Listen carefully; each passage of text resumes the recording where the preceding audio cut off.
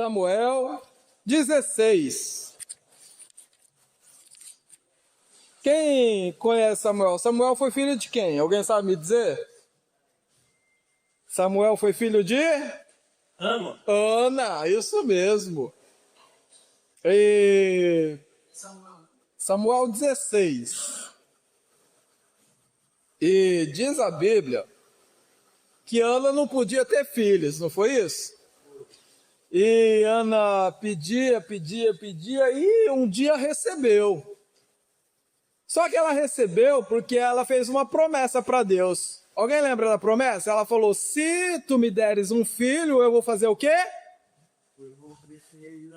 E eu vou mandar ele para o templo. E ele vai ser auxiliar de Eli, do sacerdote. Ele vai trabalhar no templo, vai viver no templo, vai morar no templo.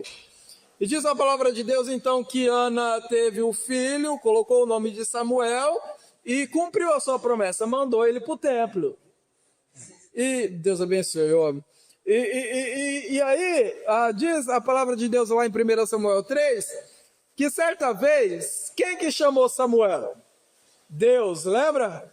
Deus pegou e falou assim: Samuel. E o que Samuel fez? Alguém lembra? Correu para Eli. Samuel corre até Eli. E aí Eli pega e fala: vai te deitar, ninguém te chamou não. E volta Samuel para a cama. E de novo Deus chama: Samuel. E Samuel faz o quê? Corre para Eli de novo. Eli: oxe, não tem ninguém te chamando aqui, vai te deitar. Pois Deus torna a terceira vez chamar Samuel, e Samuel corre a Eli, então ele entende que é quem chamando o menino? O Senhor. E aí Eli pega e fala assim, ó: quando essa voz te chamar, tu fala Senhor, porque o teu servo ouve. Tornou-se Samuel a deitar, e pela quarta vez Deus chama. E Samuel então pega e fala assim para o Senhor: Senhor, fala, porque o teu servo está escutando. E aí Deus então fala, mas deu para notar que Samuel tinha uma certa dificuldade em reconhecer, em entender, em ouvir que Deus estava falando com ele, não é? Samuel, aparentemente, porque ele achou que era Eli, 3 vezes ele foi a Eli. E quando nós lemos 1 Samuel 16, o nosso foco, o foco de quem prega, o foco de quem lê, é Davi. Só que agora nós vamos tirar o foco de Davi, porque aqui é a unção de Davi. E nós vamos colocar o foco agora na pessoa de Samuel. Bem lembrando do que nós acabamos de ouvir, que ele tinha uma certa dificuldade em entender a voz de Deus, em ouvir Deus, em saber que era Deus que estava falando. Ele tinha uma certa dificuldade lá no início. Só que agora, olha só, 1 Samuel, capítulo 16, e o versículo 1, diz assim: então disse o Senhor a Samuel, olha lá, Deus está falando com Samuel de novo. Então disse o Senhor a Samuel: até quando terá dó de Saul, havendo eu rejeitado, para que não reine sobre Israel? Enche o teu vaso de azeite e vem. Eu vou te enviar a Jessé, o belemita, porque dentre os seus filhos me tenho provido de um rei. Note que mudou o relacionamento aqui. Lá no começo, Samuel, ele tinha uma certa dificuldade em entender a voz de Deus, mas aqui, Deus olha para ele e fala assim: Samuel, eu já falei para tu mandar o Saul embora. Eu já falei para tu demitir o Saul. Eu já falei para tu colocar o Saul no olho da rua. Por que tu ainda não fez isso? És tu mais paciente do que eu? És tu mais longânimo do que eu? Tá dando pra vocês verem aqui que é uma DR, tá tendo uma discussão de relacionamento aqui, e isso é evolução de relacionamento, não é? Porque lá no começo ele mal entendia a voz de Deus, aqui não, aqui Deus tá olhando pra ele e falando: eu já não mandei tu dar fim no caboclo? Eu já não mandei tu colocar o caboclo pra rua? Por que tu ainda não fez isso? E É espantoso essa diferença de relacionamento, porque eu vi lá no começo que ele corria para Eli, porque ele não sabia que era Deus que estava falando com ele. Agora não, agora o negócio já está mais íntimo, o negócio já está evoluído. E não para por aí, olha o versículo 2. Porém, disse Samuel. Aí Samuel olha agora para Deus, você viu? Deus que falou, agora Samuel olha para Deus e fala: como vou eu? Pois ouvindo Saul que eu vou lá, ele vai me matar. Então disse o Senhor: toma uma bezerra das vacas em tua mão e dize: vim para sacrificar ao Senhor. E convidará Jessé ao sacrifício, e eu te farei saber o que hás de fazer, e ungir-me-ás quem eu te disser. E, gente, vocês viram que vocês acabaram de ler aqui? Deus, tomara que eu não peque por falar isso, mas Deus e Samuel estão criando um plano, estão criando uma estratégia, ocultando o propósito original para poder fazer funcionar todo o projeto. Não foi isso que nós acabamos de ver aqui? Samuel olha para Deus e fala: eu vou lá? Porque se eu for lá, Saul vai ficar sabendo. E se Saul ficar sabendo que eu vou ungir outro rei, ele vai me matar. E Deus olha para ele e fala: espera aí, vamos fazer assim então. Olha o relacionamento. Vamos fazer assim: pega uma ovelha, tu não vai mentir, porque agora tu vai sacrificá-la. Pega a ovelha e leve junto contigo. E se alguém te perguntar, tu não fala que vai ungir, tu fala que vai sacrificar. E aí tu pode ir, porque se a gente fazer desse jeito, aí não tem como Saul descobrir e Saul não te mata. Deu para vocês verem a evolução que teve do relacionamento de um servo que não entendia que era Deus chamando ele, e agora ele e Deus estão criando um plano, uma estratégia para esconder um propósito original, para poder fazer dar certo. É muita evolução, e aqui a gente começa a ter inveja de Samuel. Uma inveja sem pecar, mas a gente começa a ter inveja de Samuel. Oxalá que nós pudéssemos ter um relacionamento assim com Deus, não é? Oxalá que pudéssemos ter Deus como um amigo, como Samuel tinha. E não para por aí. Verso 4. Fez, pois, Samuel o que dissera o Senhor, e veio a Belém. Então os anciões da cidade saíram ao encontro tremendo e disseram: é de paz a sua vida? É curioso isso daqui, não é? O profeta tinha autoridade naquela época.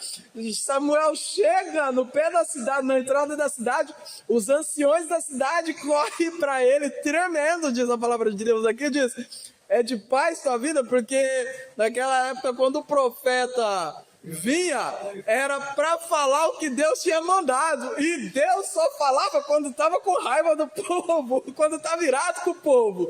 Então os anciãos chegou correndo assim e falou: Samuel, por favor, é de paz? É de paz a tua visita? Tu só vem queimar uma carne, tu só vem fazer um churrasco com nós, não tem palavra de Deus não, né? Era mais ou menos nesse nível. E aí, verso 5. E disse Samuel: é de paz sim, eu vim sacrificar ao Senhor. Ele estava indo fazer o quê? Ungir o rei. Mas olha Samuel, e tá mentindo Samuel aqui? Não tá? Lógico que não, tá omitindo, mas não mentindo, tá omitindo. Eu vim sacrificar ao Senhor, santificai-vos e vinde comigo para o sacrifício. Então santificou ele a Jessé, seus filhos, e convidou eles também para o sacrifício. E sucedeu, verso 6, que entrando eles, Samuel viu Eliabe e disse: certamente está perante o Senhor o seu ungido. Samuel olha assim para Eliabe e falou: ah, é esse, ó, forte, grande, cara de homem, é esse o futuro rei de Israel. E olha o verso 7. Porém o Senhor disse a Samuel: não atentes para a aparência, nem para a sua grandeza. E aqui o negócio fica mais elevado ainda. Aqui o nível aumenta mais ainda, porque agora está ao vivo a conversa entre eles dois, não é? Entra Eliabe fala, é esse, e Deus olha lá em cima e fala, não é, e agora estão em live, o pai e Samuel.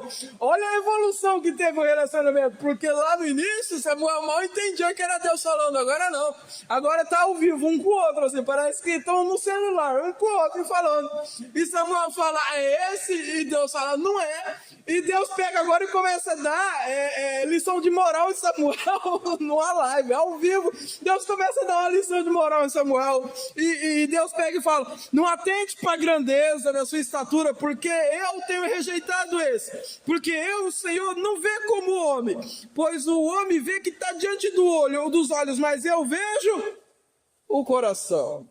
E que inveja de Samuel, queríamos nós termos esse relacionamento com Deus, a ponto de falar, Senhor, eu vou fazer isso. E Deus na mesma hora falar, vai não. Senhor, é para me escolher essa para me casar? Imagina se fosse assim. Senhor, é para me escolher essa para casar? E Deus na hora, assim? Não, porque tu tá olhando só para aparência. Eu tô vendo lá dentro. Se tivéssemos esse relacionamento, não teríamos problema em casamento. Não teríamos errado no se casar, não é? E Samuel tinha isso. Nós não temos, mas Samuel tinha. Feliz era Samuel, imagina. Imagina quando foi casar, você não sucedeu da mesma maneira? Ele olhou para Deus e falou, essa? E Deus, não, é aquela outra ali. E Samuel acertava, era acertativo na escolha, Samuel. E o versículo 8 vai dizer, então chamou Jessé a Abinadab e o fez passar diante de Samuel, o qual disse, não foi esse não, Deus está falando aqui para mim que não foi esse. Ele está falando ao vivo, na hora, se ele está falando para mim, não foi esse. Verso 9, fez Jessé passar a Samar, porém disse, tampouco a este tem escolhido o Senhor. Assim fez Jessé passar seus 7 filhos diante de Samuel. Porém Samuel disse a Jessé, o Senhor não tem escolhido nenhum destes. Disse mais Samuel a Jessé, acabou-se os moços? Então disse Jessé, eu esqueci de um. Ele nem gosta muito dele, ainda falta o menor. Ele está apacentando ovelhas. Disse, pois, Samuel a Jessé, manda chamá-lo, porque a gente não vai se assentar à mesa até que ele chegue. E então, verso 12, mandou chamar, fê-lo entrar, e era ruivo, era bonito, tá vendo? Tinha boa aparência. E disse o Senhor, é esse, levanta e unge, porque é esse mesmo que eu tenho escolhido. E não olhando para Davi como todo mundo olha, mas olhando para Samuel dentro desse texto, a gente consegue sentir, a gente consegue ver uma evolução de relacionamento, porque lá no início ele ouvia Deus e corria para Eli achando que era Eli que estava chamando, não é? Lá no começo 3 vezes ele ouviu Deus e corria, era para Eli. E aqui o relacionamento está num nível que é de causar inveja a qualquer um. Está num nível que poucos homens na Bíblia tiveram esse tipo de relacionamento para com Deus. E certa vez, eu olhando para isso, eu falei para o Senhor, Senhor, qual é o segredo para chegar nesse nível? Qual é o segredo para chegar nesse nível a ponto de tê-lo como amigo? E falar e tu responder, e tu falar, eu ouvir e poder responder também. E o nosso Senhor nos disse que o segredo está lá no início. O segredo está sempre no princípio. O segredo está sempre no começo. E Deus revelou ao meu coração que Samuel correu para Eli a terceira vez. E vocês lembram o que Eli falou? Ele falou assim, Eli deu o segredo para o jovem Samuel. O sacerdote ouvia Deus. O sacerdote recebia de Deus. O sacerdote sabia o que era a voz de Deus. E Eli deu o segredo para Samuel. Eli pegou e falou para Samuel, Samuel, quando ele te chamar, sabe o que tu tem que fazer? Tu fala assim, ó, fala, Senhor, porque o teu servo ouve. E o segredo é esse. O segredo é ouvir. Porque ouvir é algo que nós temos dificuldade. Nós dobramos o nosso joelho e nós só falamos. Nós não paramos para ouvir. Nós dobramos o nosso joelho e só saem palavras da nossa boca e por algum momento, pergunto a vocês, ficamos em silêncio para poder ouvir a voz de Deus? Não! Quando nós já estamos cansados de tanto falar, nós simplesmente levantamos da cadeira, levantamos da nossa cama, nos deitamos e vamos dormir. E não damos tempo para ouvir a voz do Espírito Santo de Deus. Para Samuel ouvir a Deus, ele teve que ficar em silêncio. E o segredo para ouvir a voz de Deus é a espera. O segredo para ouvir a voz de Deus é você esperar em silêncio. Nós devemos sim falar. Devemos contar para Ele todas as nossas dificuldades. Devemos contar para Ele como foi o nosso dia. Devemos nos comunicar com o nosso amado. Mas quando faltar as palavras, a gente tem que continuar lá esperando nele. A palavra espera dentro das Sagradas Escrituras nos diz isso. O que é esperar dentro das Sagradas Escrituras? Esperar é esperar. Esperar, o que é esperar, Diego? Esperar é você dobrar o joelho e ficar lá até ouvir a voz dele. Porque a carne não consegue ouvir a voz dele.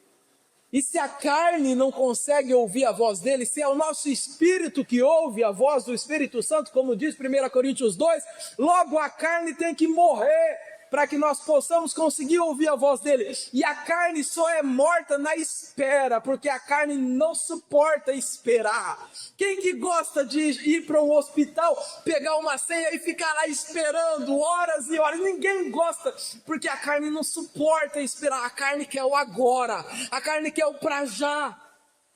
E o único método de nós matarmos a carne para ouvir a voz de Deus, sabe qual que é? É esperarmos. É ficarmos lá. Olha o Salmo 40, esperei com... E ele se inclinou para mim e ouviu a minha voz. Olha lá, o que é isso? É o salmista Davi falando. O homem, segundo o coração de Deus, foi o homem que mais falou sobre espera. O que é esperar? É continuar lá, porque uma hora ele vai se inclinar para nós e ouviremos a voz dele e ele ouvirá a nossa.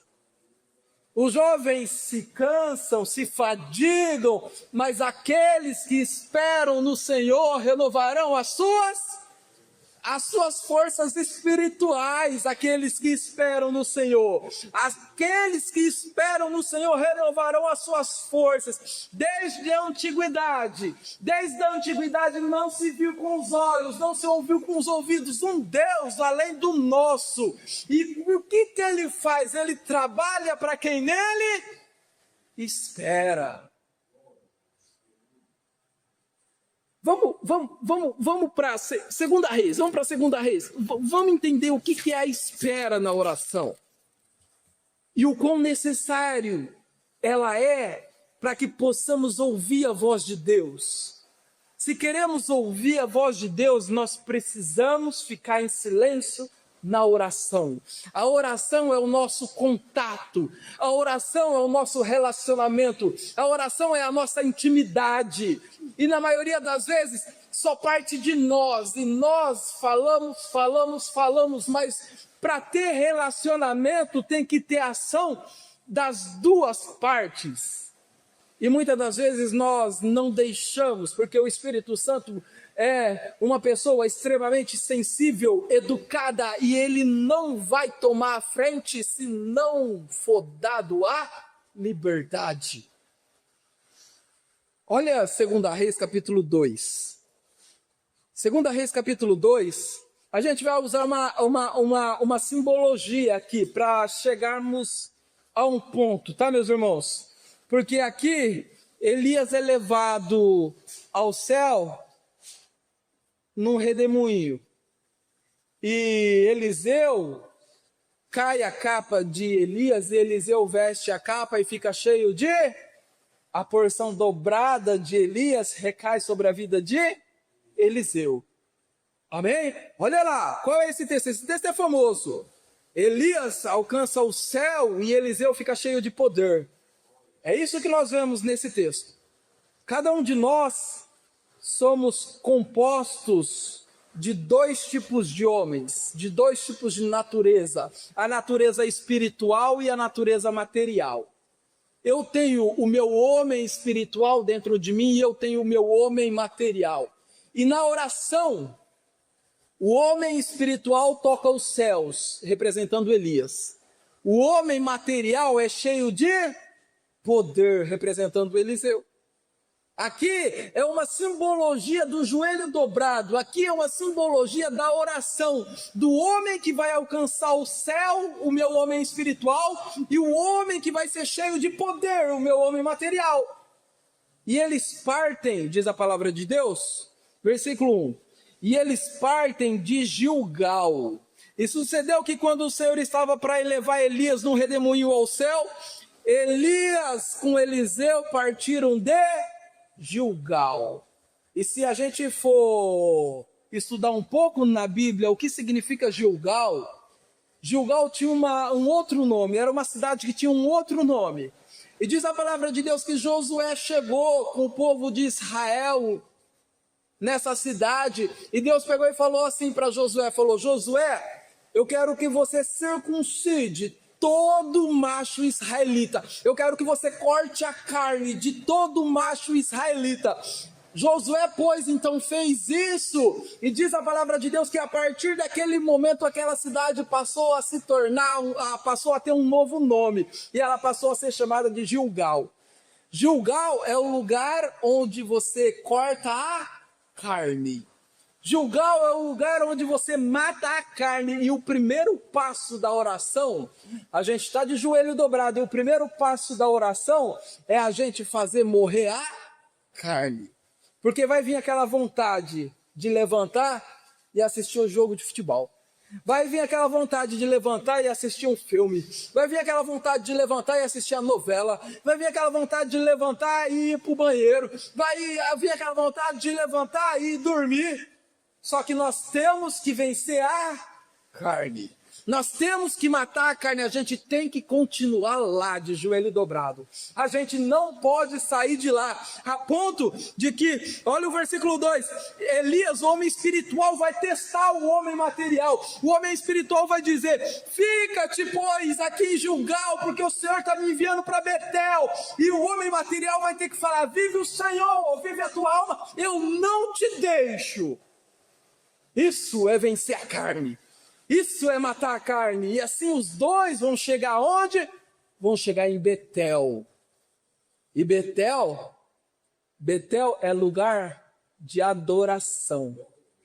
Betel é lugar de louvor. Passou a se chamar Betel, o nome da cidade era Luz. E Jacó, fugindo de Labão, vai andando pelo deserto, dá sono, ele pega uma pedra, põe por travesseiro, e aí ele tem um sonho. Vocês lembram que sonho que era? De uma escada que tocava os céus, e anjos desciam e sumiam por ela. E aí ele, acordado daquele lugar espantoso, diz assim: terrível é este lugar não há outro senão a casa de Deus, essa é a porta dos céus. E a partir daquele instante, aquela cidade que antes chamava-se Luz, passou a se chamar Betel. Betel é lugar de adoração, e depois que vencermos a carne, a gente está de joelho dobrado ainda. Depois que vencermos a carne, depois que matarmos a carne, nós acessamos Betel.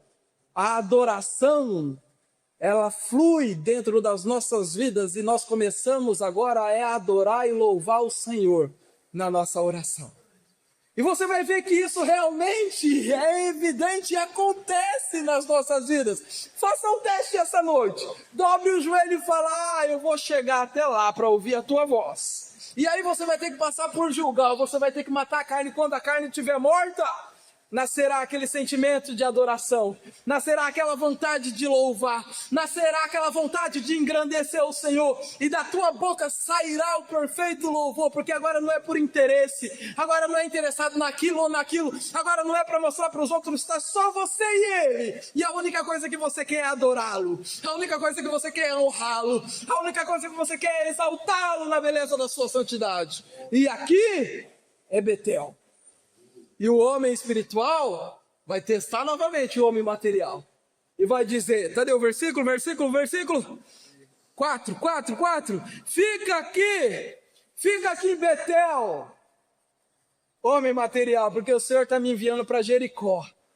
E o homem material vai ter que falar para o homem espiritual: vive o Senhor, vive a tua alma, que eu não largo de ti. Juntos nós vamos para Jericó. E depois que o seu ser estiver revestido da adoração, estiver revestido do louvor de Betel, você chega em Jericó. E Jericó é lugar de quebrar muralhas. Jericó é o lugar de derrubar muralhas. Sabe por quê? Porque se tiver muralhas, nós não ouvimos a voz de Deus. Se tiver barreiras, nós não ouvimos a voz de Deus. E Jericó é o lugar onde essas muralhas vão ser quebradas. Se eu tenho um pepino, um problema com o Léo, se eu estou com alguma coisa contra ele, lá em Jericó isso vai ser derrubado, mesmo que seja só nesse momento. E quando ele levante da oração, volte aquele problema, volte aquela barreira, mas naquele momento é quebrado, naquele momento ele não sente mais nada contra eu, naquele momento ele não tem mais sentimento de amargura nenhuma contra ele. E é lindo este lugar, porque parece que você está nas nuvens. É lindo este lugar, porque você aqui não tem ódio de ninguém, você não quer mal a ninguém, você não pensa em fazer mal, você não tem sentimento faccioso contra ninguém, e ainda assim a gente está lá, de joelho. Olha lá, nós matamos a carne, vencemos ela, nasceu-se, foi revestido, nós fomos revestidos da adoração, do louvor. E quando somos revestidos da adoração, do louvor, e estamos adorando, louvando o Senhor, ainda de joelhos dobrados, todas as barreiras, todas as muralhas, elas caem por terra nesse momento. Elas caem por terra. E o homem espiritual vai dizer para o homem material: fica-te aqui, porque o Senhor está me enviando por Jordão. E o homem material vai ter que continuar lá e falar: vive o Senhor, vive a tua alma, que eu não te deixo, eu vou contigo pro Jordão. E no Jordão, diz a palavra de Deus, que o Espírito Santo se manifestou clara e visivelmente com forma de uma pomba. Vocês lembram disso? Foi no Jordão que isso aconteceu. Foi no Jordão que o céu se abriu e uma voz disse o quê? este é o meu filho, em quem eu muito me alegro, em quem eu me comprazo. E é no Jordão que nós ouvimos a voz de Deus. É no Jordão que os céus são abertos e ouvimos a voz de Deus. É no Jordão que o Espírito Santo passa a ser real para nós. E nós temos intimidade com Ele. E nós entramos num relacionamento com Ele. É no Jordão que a voz de Deus se faz ouvida nas nossas vidas e nós ainda estamos de joelho dobrado. Tu, de início, não vai ouvir como Samuel ouviu. Samuel, ir correr até teu pai. Mas diz a palavra de Deus que Deus, primeiramente, vem como luz. Ele é a luz. Num certo momento, quando as barreiras forem quebradas e você chegar no Jordão, vai haver uma explosão de luz dentro do teu ser e as coisas vão ficar claro para você. E você vai saber o porquê aconteceu isso. E você vai saber qual é a atitude que você tem que tomar. E você vai ter uma revelação da palavra de Deus.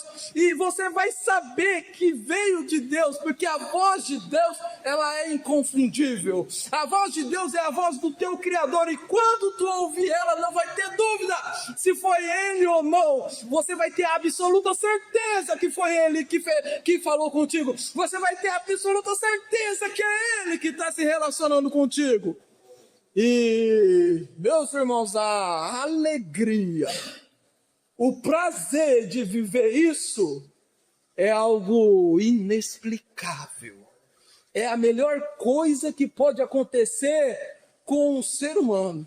É a alegria indivisível da alma. É a alegria que avança o espírito. É ouvir a voz de Deus. E a voz de Deus, ela quer ser ouvida por cada um de nós. Deus quer falar conosco. Deus quer ainda esse relacionamento. Ele só quer que nós passemos por essas etapas e alcancemos o Jordão, porque se alcançarmos o Jordão, se mantivermos o joelho dobrado lá e alcançarmos o Jordão, nós ouviremos a voz de Deus. As respostas que nós precisamos está lá no Jordão. O que fazer se eu faço isso ou aquilo? Está lá no Jordão. Se eu fico aqui, eu vou embora. A resposta está lá no Jordão. E quando tu escutar ela, e quando ela for ouvida pelo teu coração, ela é poderosa. Ela cria. Ela gera, e aí mesmo que a escolha dele fosse diferente da tua, não vai haver tristeza no teu coração, não vai haver dificuldade em você aceitar a escolha dele, porque a escolha dele, a vontade dele é perfeita, boa e agradável. Só precisamos ouvir a sua voz. E a noite é chegada. A noite é chegada. A única coisa que devemos fazer é dobrar os nossos joelhos, fechar a porta do nosso quarto, falar e depois silenciar a nossa voz. Esperar nele. E ouviremos a voz dele. Ouviremos a sua voz. Amém? Faça o teste para tu ver. Deus seja louvado. Eu agradeço a minha oportunidade, pastor.